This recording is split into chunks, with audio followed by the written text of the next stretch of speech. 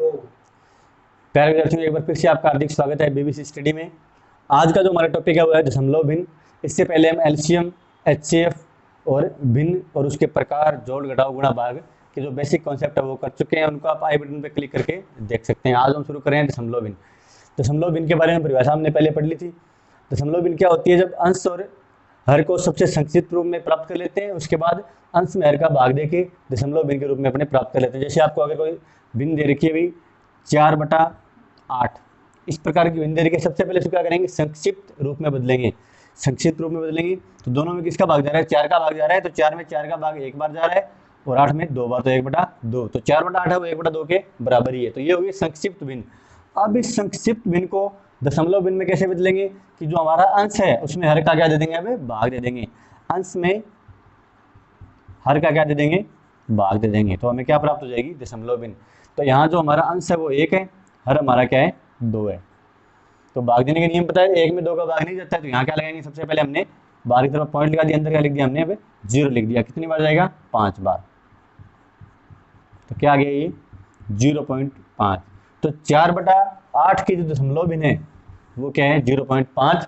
और इसकी जो संक्षिप्त भिन्न है वो क्या है? 1/2। तो इस प्रकार दशमलव भिन्नों को लिखा जाता है। साधारण भिन्न है उनको दशमलव भिन्न में बदल सकते हैं, दशमलव भिन्न को वापस किसी में बदल सकते हैं, साधारण भिन्नों में भी बदला जा सकता है।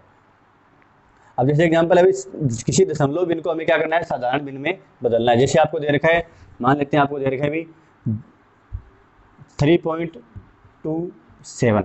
अब इसे किस में बदलना है? हमें साधारण भिन्न में बदलना है। तो क्या करेंगे? 3.27 था, इसमें ये पॉइंट हटाएंगे, नीचे जितने पॉइंट के बाद संख्याएं उतने क्या लगा देंगे? 1 के बाद 0। तो 327/100। तो ये क्या हो गई? दशमलव भिन्न से साधारण भिन्न। तो हमने देख लिया साधारण भिन्न से दशमलव भिन्न कैसे बनाई जाती है, दशमलव भिन्न से साधारण भिन्न कैसे बनाई जाती है। अब दशमलव भिन्नों के जो प्रकार हैं वो देख लेते हैं कि दशमलव भिन्नों के टाइप्स कौन कौन से हैं, कि दशमलव भिन्न किस किस प्रकार की होती है। तो सबसे पहला जो प्रकार है वो हो गया भी शांत दशमलव भिन्न। पहला क्या हो गया? शांत दशमलव भिन्न।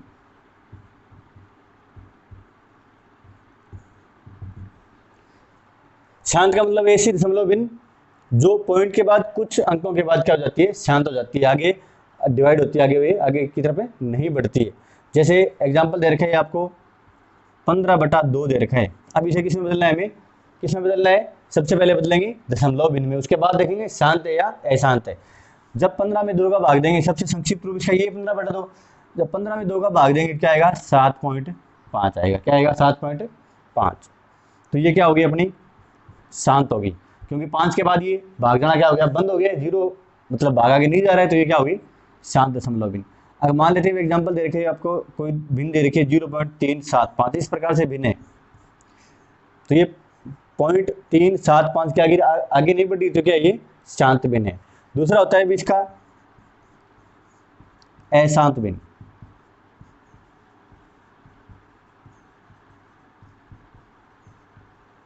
अशांत दशमलव भिन्न, जैसे आपको भिन्न दे रखी है भी 10/3। जब इस 10 में 3 का भाग देंगे तो क्या आएगा? 3.33333, ये आगे से आगे चलता रहेगा। तो ये क्या है? अशांत है। ये भिन्न आगे शांत नहीं हो रही है, तो ये क्या हो गया? अशांत दशमलव भिन्न। आगे अशांत जो दशमलव भिन्न है वो भी 2 प्रकार की होती है। अशांत दशमलव भिन्न 2 प्रकार की होती है, आवर्ती और अनावर्ती। अशांत दशमलव भिन्न 2 प्रकार की हैं। कितने प्रकार की हैं? 2 प्रकार की। आवर्ती अशांत दशमलव भिन्न और अनावर्ती। दूसरी होगी अपनी अनावर्ती।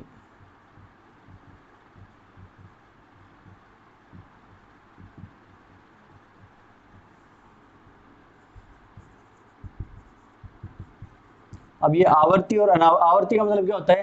किसी अंक का बार बार क्या होना? दोहराना। जैसे हमने पिछला एग्जांपल देखा था कि हमें ये मिला था 3.333, तो 3 का यहाँ क्या हो रही है? आवर्ती हो रही है। तो इसको कैसे लिख सकते हैं दशमलव भिन्न को?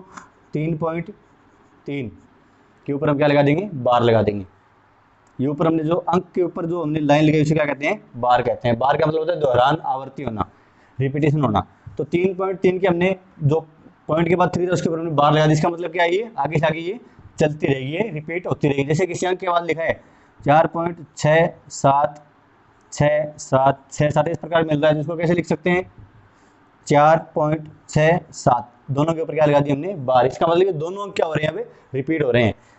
पॉइंट के बाद पहले 6 आएगा, फिर 7 आएगा, फिर से 6 आएगा, फिर 7 आएगा, फिर 6 आएगा, फिर 7 आएगा। तो ये अंक क्या होते रहेंगे, आगे से आगे रिपीट होते रहेंगे। तो ये क्या कहलाएगी आपकी आवर्ती अशांत दशमलव भिन्न।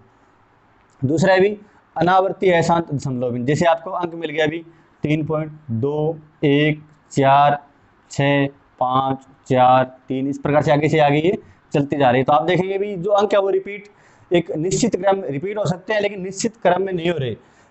3.2146544 क्या रिपीट हुआ है, लेकिन इसका क्रम निश्चित नहीं है। तो ये क्या कहलाएगी, अनावर्ती अशांत दशमलव भिन्न। तो आवर्ती होगी और अनावर्ती, ये दो अशांत दशमलव भिन्न के क्या हो गए, प्रकार हो गए।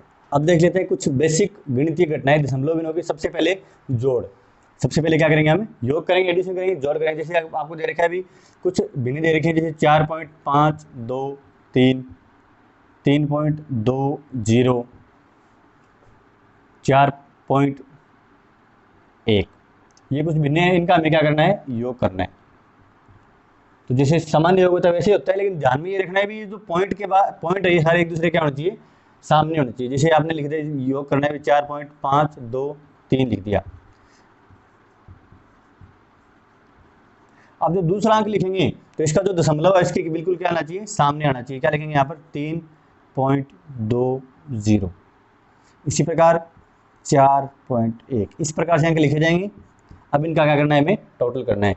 तो पॉइंट के बाद आगे हम जीरो लगा सकते हैं, इससे कोई फर्क है नहीं पड़ता। इन भिन्नों को इस प्रकार भी लिख सकते हैं और उनको सिंपल भी छोड़ सकते हैं, दोनों में कोई फर्क है नहीं होगा। अगर आपने भिन्न ये लिखिए 4.1 या 4.10 या 4.100, तो तीनों क्या है, बराबरी, इनमें कोई फर्क है नहीं है। अब जैसे 3 के नीचे कुछ नहीं है तो मतलब क्या है, 0 है 3 के नीचे, तो सबसे पहले जोड़ के क्या गया, 3 का 3। इसी प्रकार 2 के नीचे कुछ नहीं है तो 2 का 2। अब इधर ऐड करेंगे तो 5 + 2 + 1 क्या हो गए, 8। पॉइंट की जगह क्या आ गया, पॉइंट, क्योंकि सबसे बड़ा जो पॉइंट था वो पीछे 3 अंक छोड़ के, तो 1 2 3 अंक छोड़ के हमारा क्या आ गया, पॉइंट आ गया। इसी प्रकार आप इनको जोड़ लेते हैं, 4 और 3 7 और 4 11, 11.823।